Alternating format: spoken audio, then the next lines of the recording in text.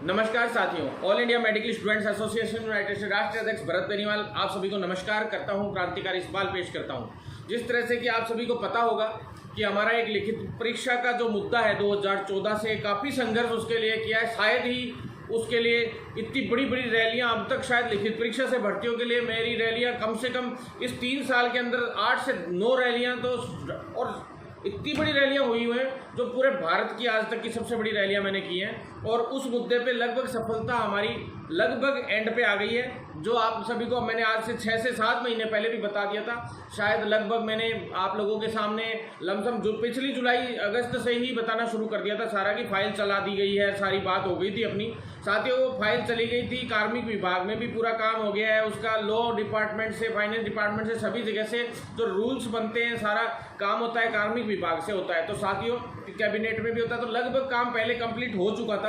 लेकिन वो फाइल अभी थोड़ी पेंडेंसी आ गई थी क्योंकि कुछ भर्तियां अभी बीच में मेरिट बेस पे ये करवानी पड़ गई थी इमरजेंसी में, पैरामेडिकल की जैसे भर्तियां हैं ये। तो मैंने कहा था आपको कि जैसे ये भर्तियां पूरी कंप्लीट हो जाएंगी उसके बाद लिखित परीक्षा से पहली भर्ती जो है फार्मासिस्ट भर्ती हम लेके आ रहे हैं, और उसके बाद नर्सिंग की और अदर भर्तियां सारी की सारी जो होंगी, सारी नर्सिंग ही नहीं सारी प्रोफेशन की चपड़ासी से लेके और पूरे एमओ तक एक एक भर्ती लिखित परीक्षा से कराऊंगा। चाहे कुछ भी हो जाए, दुनिया की कोई ताकत आ जाए। कुछ फर्जी नेता थे जो लोग मेरिट वालों के साथ मेरिट से भर्ती कराना चाहते, बोनस से भर्ती कराना चाहते, कई संविदा वाले साथी हैं उनके साथ जो कुछ फर्जी नेता लोग आ जाते हैं और वो उनके साथ भी चले जाते हैं, इधर वालों के साथ भी चले जाते हैं, कभी भी जाके कहीं भी। उनको यही नहीं पता कि होना क्या है। मेडिकल विभाग के इतने नियम हैं, कायदे हैं, कानून हैं, उन लोगों को ये नहीं पता कि रिजल्ट की अप्रूवल मंत्री से लेनी पड़ती है, कहाँ से लेनी पड़ती है, कुछ भी ध्यान नहीं रहता। तो साथियों मैं आपको, चलो उस बात को तो छोड़ो, आप अपने को तो काम से मतलब है, पर इसलिए मैं आपको ये कहना चाहता हूँ कि गुमराह करने का काम जो लोग करते हैं उनके लिए मैं कहना चाहता हूँ कि आप अपना काम कीजिए, तरीके से कीजिए। अब मैं बार बार डिस्टर्ब करने का प्रयास ना करें, ये ज़्यादा फायदे की चीज़ होगी क्योंकि डिस्टर्बेंस की वजह से क्या इन भर्तियों में फिर दिक्कतें आती हैं। तो मैं आपको बता देना चाहता हूँ कि जो इसमें एक वीडियो जोड़ा गया है साथियों, वो वीडियो 2 दिन अभी शायद 6 से 7 दिन पहले का वीडियो है जो मैंने पहले लाइव आया था मैं 5-6 दिन पहले, तब मैंने फार्मासिस्ट साथियों को बोल दिया था।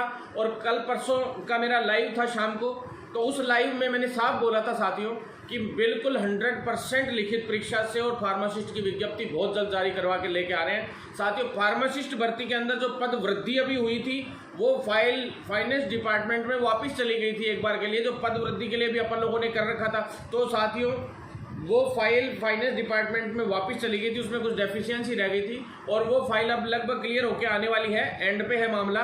और रिटर्न एग्जाम से उस भर्ती को कराने के लिए मैंने कहा था कि बीच में कुछ संविदाकर्मी साथी ये चाहते थे कि ये भर्ती मेरिट आधार और बोनस आधार पे हो, बार बार कर्मचारी संघों से और कुछ एक छोटे मोटे नेताजियों से जो संपर्क करके विभाग पे दबाव बनाने का प्रयास कर रहे थे। लेकिन जैसा कि मैंने आपको बताया था, अखिल अरोड़ा जी जब पिछली बार आए थे तब से लेके फिर सिद्धार्थ महाजन जी, फिर वापिस अखिल अरोड़ा जी, और खास करके फाइल की शुरुआत हमने रोहित कुमार सिंह जी के वक्त ही चालू करवा दी थी। क्योंकि आप सभी को पता है कि वीणु गुप्ता मैडम पहले जो थी तो वो भी लिखित परीक्षा से चाहती थी, लेकिन उस वक्त जब एसीएस वही थी मेनली उस टाइम, तो वो भी ये चाहती थी, लेकिन वो उनको 2018 भर्ती कंप्लीट करानी थी कैसे भी करके। तो उसके बाद ये दोबारा से मेरिट पे आ गई तो रोकनी पड़ गई थी इनको।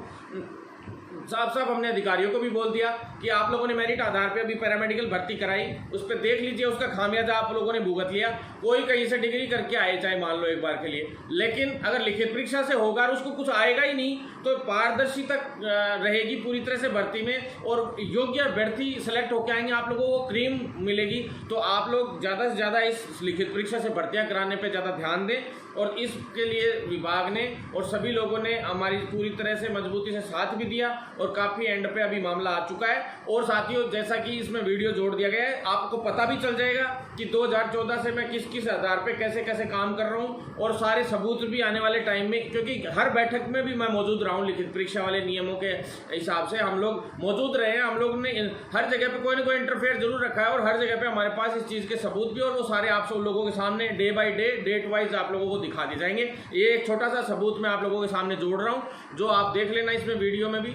साथियों धन्यवाद। इस के साथ मैं आपको इतना ही कहूँगा कि यूट्यूब चैनल पे ज़्यादा से ज़्यादा जुड़ें, सब्सक्राइब करें। दूसरा ट्विटर पे ज़्यादा से ज़्यादा फॉलो करें साथियों, क्योंकि अभी एक महाअभियान भी हमें चलाना पड़ेगा। इसकी विज्ञप्ति जल्द से जल्द जारी करवानी है। हालांकि आश्वासन मिला है कि जल्द से जल्द जारी करेंगे। एसीएस साहब ने भी कहा है, अखिल अरोड़ा जी, सिद्धार्थ महाजन दोनों ने कहा है कि भी जल्दी आपका समाधान करेंगे इसका भर्ती का निकाल के, और इसको लिखित परीक्षा से ही कराएंगे। लिखित परीक्षा का एक बार पूरे मैं चाहता था कि फाइनल हो जाए, तो लगभग ये लगभग तय हो गया है पूरा लिखित परीक्षा वाला। आज से 10-15 दिन पहले ही हो गया था। मैंने वीडियो लाइव में बोल ही दिया था, आप लोगों को चिंतित होने की जरूरत नहीं है, और हम हर भर्ती लिखित परीक्षा से कराएंगे। साथियों, ज़्यादा से ज़्यादा लोग फेसबुक पर भी फॉलो करें, ताकि हर एक लड़ाई में और हर आंदोलन में हम लोग मजबूती से लड़ाई लड़ सकें। बाकी हम लोग धरातल पर काम करते हैं, दुनिया की तरह झूठी फूफा कर दी, लास्ट में आके हम लोगों ने कह दिया कि हमने ये करा दिया और वो करा दिया। वो काम नहीं है अपना। रोज का आप देख रहे हो संघर्ष, और अधिकारी कितने क्या अपन लोगों को रेस्पॉन्स देते हैं वो भी आप सभी को पता चल चुका होगा। बाकी सब तो झूठी हमारी उससे बात हो गई फोनों पर घर पर। तो साथियों, आपसे निवेदन है कि साथ बनाए रखें।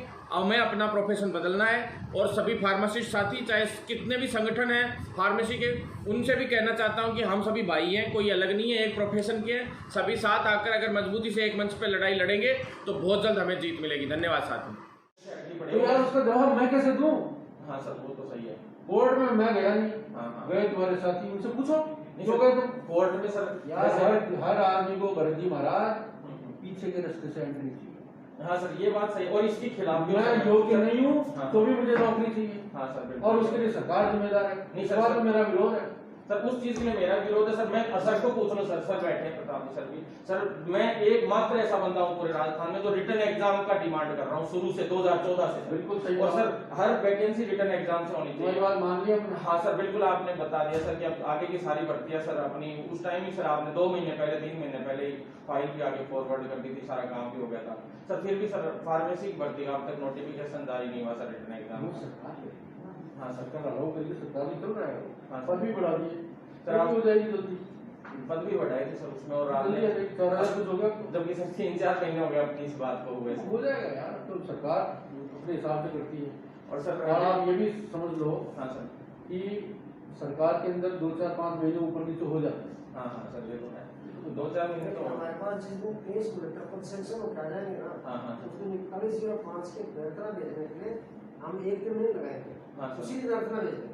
आप तो ये बताओ, इस कार्यालय में हाँ सर, 1 सेकंड के लिए भी कोई चीज पेंडिंग हो तो नहीं सर, इस कार्यालय नहीं है ना सर, अभी वो न्यायालय की वजह से ही थोड़ी सी यार, उसका मतलब सर, वो मैं भाई। वही बात आपसे करने आया था सर कि सर आप अगर थोड़ी सी बहुत मजबूती से कर रहे हो सर, बहुत अच्छी, इसके लिए मैं थैंक्स भी बोल रहा हूँ सर। क्योंकि सर मुझे पता है अधिकारी लेवल पे जो चीजें हो सकती हैं, लोग मंत्रियों का चक्कर लगाते दुनिया, मैं कहता हूँ कि जो अधिकारी लेवल पे जो काम हो सकता है वो कभी नहीं हो सकता।